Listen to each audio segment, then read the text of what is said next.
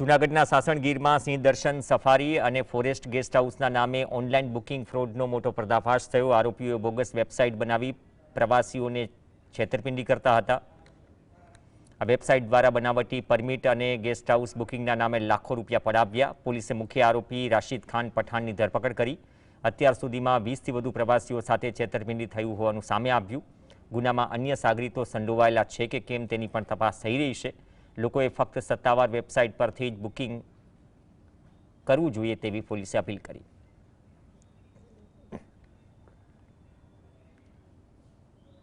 ફોરેસ્ટના અધિકારીઓને ધ્યાન ઉપર આવ્યું કે આ કોઈ નકલી વેબસાઇટ બનાવેલ છે અને આ રીતના સિંહ સદનના રૂમોનું બુકિંગ અને સાથે સાથે જંગલ સફારીનું બુકિંગ કરવામાં આવે છે।